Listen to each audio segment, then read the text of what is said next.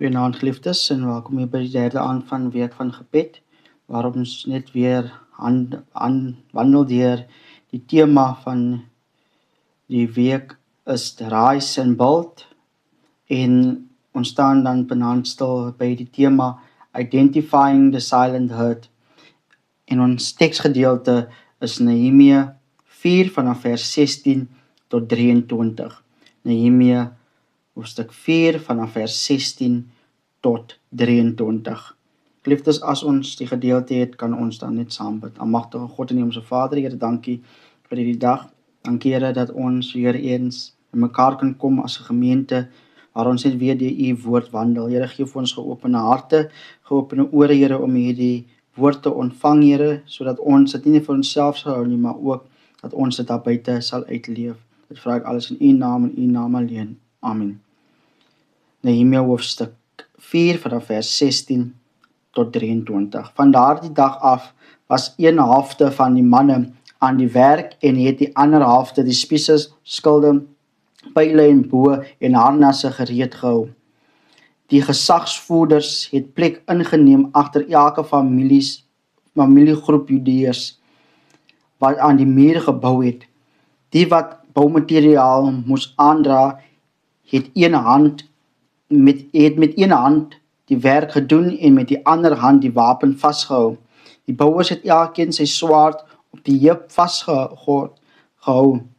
Die ramshoringblaser het naby my gebly. Ek het vir die vooraanstaande burgers, die amptdraers en die res van die volk gesê, die werk is groot en uitgestrek en ons is oor die hele muur uitversprei. Elkeen ver van die naaste man af. Waar julle ook al die ramshoring hoor blaas, daar moet julle by mekaar saamtrek. Ons God sal vir ons die stryd voer. Ons het met die werk aangegaan, die helfte van die manne met die spiese in die hand, van dagbreek tot die sterre uitgekom het. Ek het die tyd ook vir die volk gesê, elke man moet sy handlangers moet in Jerusalem oornag, sodat hulle snags vir die wagdiens en bedags vir die werk beskikbaar is. Nie ek of my mede-amptenare of my dienaars op die wagte by my het kans gekry om ons klere uit te trek nie, en selfs by die water het ons wapens gereed gehou. Dit is die woord van die Here, dank sy God. So geliefdes, soos reeds gesê, handel ons deur die boek Nehemia, en ons ring se tema is Rise and Build, en vanaand staan ons stil by die tema Identifying the Silent Hurt, Addressing Gender-Based Violence. Ons is besig met die reis deur die boek Nehemia, om die stille pyn in ons gemeenskappe te identifiseer. Maandag het ons begin met die medelee te midde van chaos. Ons het gesien hoe Nehemia se hart gebreek het vir die pynhope van sy mense. Dinsdag aand het ons gefokus op die herstel van etiese leierskap, die noodsaaklikheid van leiers wat met integriteit en visie optree. Maar vandag kom ons by die harde realiteit, selfs wanneer daar medelee is, en selfs wanneer leierskap begin herstel, is daar dieper pyn wat dikwels ongesiens bly. 'n Sielkundige en fisiese tol wat dit van 'n mens eis om te probeer bou in 'n omgewing waar hy nooit werklik veilig is nie. In Nehemia 4 vers 16 tot 23 sien ons 'n beeld wat vandag nog dikwels in die werklikheid is vir die broosste in die samelewing. Die teks beskryf mense wat met een hand werk terwyl die ander hand 'n wapen vashou. Dit was nie 'n keuse nie, dit was 'n bitter noodsaaklikheid vir oorlewing. Hierdie mense was in 'n staat van konstante waaksaamheid. Hulle kon nooit hulle klere uittrek of hul swaarde neersit nie, selfs nie wanneer hulle water gaan haal het nie. Water wat 'n simbool van lewe, reiniging en vrede behoort te wees, het 'n plek van uiterste kwesbaarheid geword. Dit is die teologie van die verdeelde self, die tragedie waar 'n mens nooit 100% van hul energie aan hul drome, hul gesin of hul werk kan wy nie, omdat die groot deel van hul gees altyd besig moet wees met selfverdediging. Om te lewe was om 'n wapen te wees, om te bou was om 'n teken te wees. En in hierdie gedeelte sien ons dat die mense, die bouers van wat gebou het aan die muur, was konstant in gevaar, konstant hulle lewe op die spel gesit vir die uitbreiding en die bou van hierdie muur. Wanneer ons hierdie antieke toneel na ons moderne strate vertaal, sien ons dat baie van ons geliefdes steeds met hierdie figuurlike swaard aan die sy loop, terwyl sommige die voorreg het om onbesorgd hierdie lewe te gaan, word ander gedwing tot 'n staat van permanente vrees. Dit is die menslike realiteit van vroue, kinders, seniors en ons LGBTQ+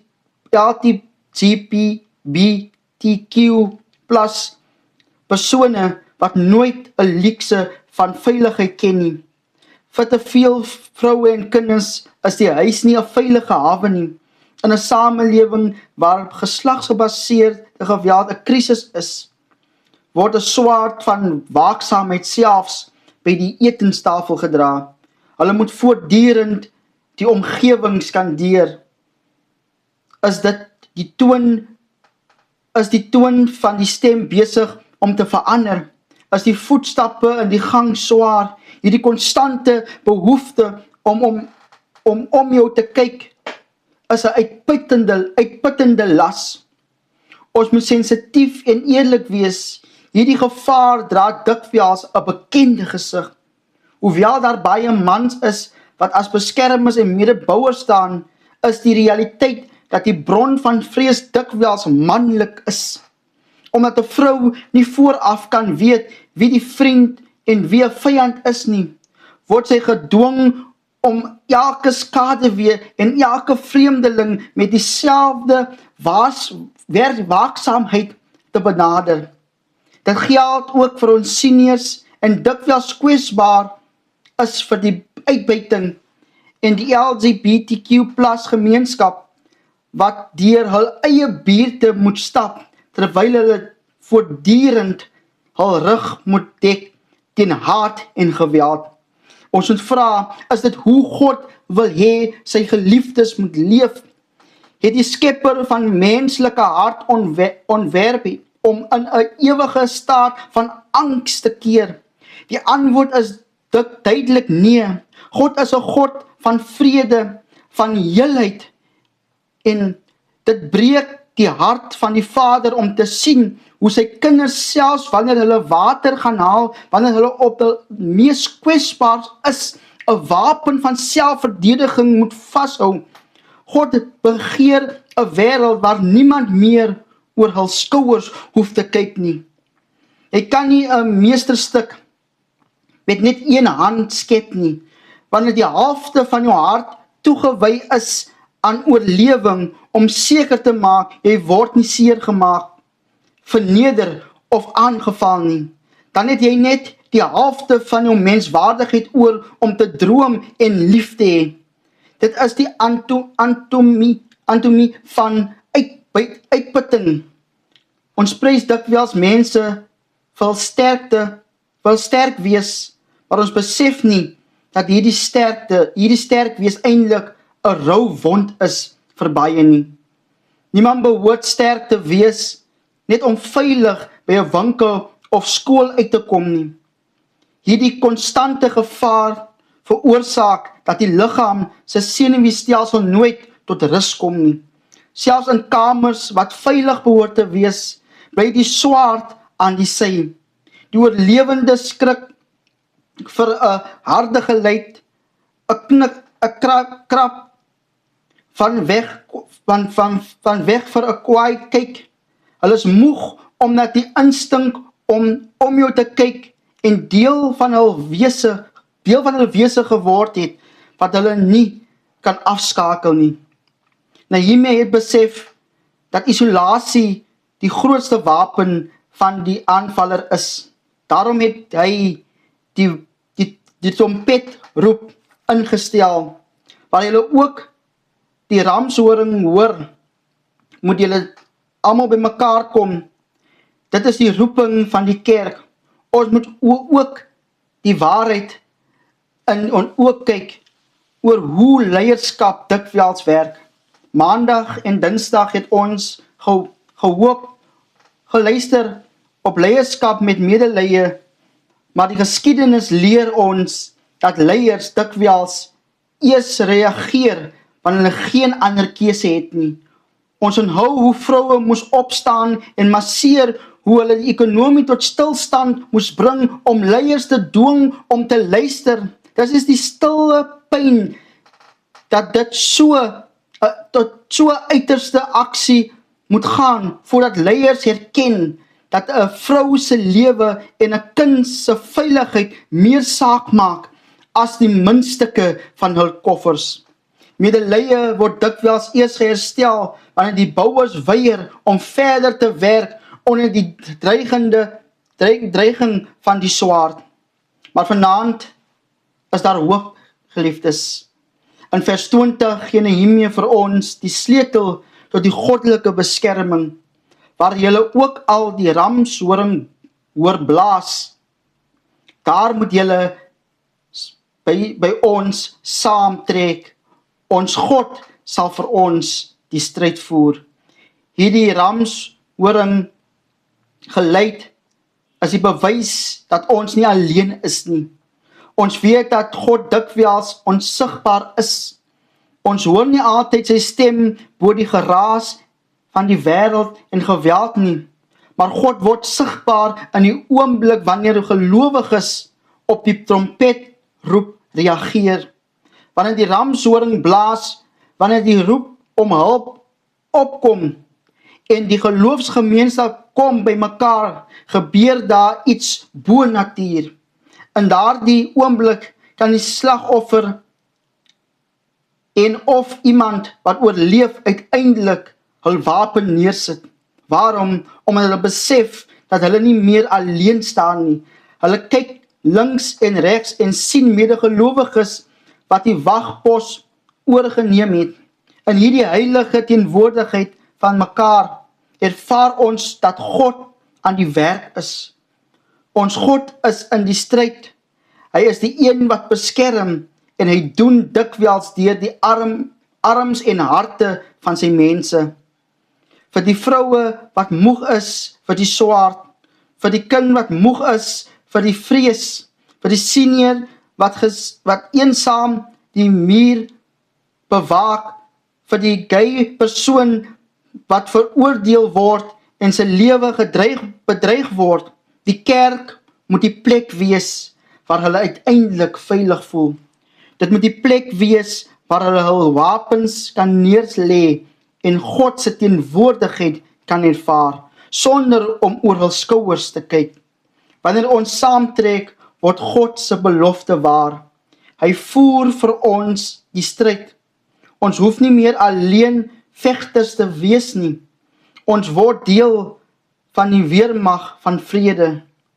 En as ons die silent herd identifiseer, is dit dat wanneer God ons roep na sy kerk, God die kerk roep hy die kerk om 'n veilige spasie te skep vir hierdie mense, om 'n veilige spasie te skep vir hulle en vir hulle te ooreed dat hierdie spasie is so veilig dat hulle hul wapens kan neersit, dat hulle wapens kan neerlê en rustig kan verkeer en God se teenwoordigheid te kan ervaar.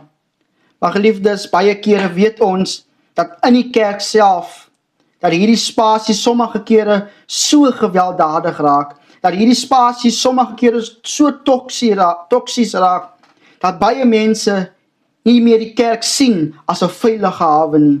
En daarom is die oproep wanneer ons moet rise and build, is dat ons 'n spasie vir mense moet skep wat moeg is, wat afgemat is, wat ons konstant met 'n swaard moet rondloop en waar ons kan sê, Die kerk is 'n veilige hawe, 'n veilige spasie waar almal kan kom. Almal wat moeg en bedroef is kan kom en waar hulle rus vir hul siel kan vind en God se teenwoordigheid kan ervaar. Amen. Geliefdes, terwyl ons dan nou so stil raak, dan vanaand bid ons spesifiek vir ons vroue, vir ons kinders en vir die wat deur moeilike tye gaan, die wat konstant met die swaard moet lewe, die wat konstant die swaard moet ronddra. Ons bid vir hulle wat konstant vir hulle lewe moet vrees op straat, op pad skool toe, op pad werk toe, selfs op pad winkel toe.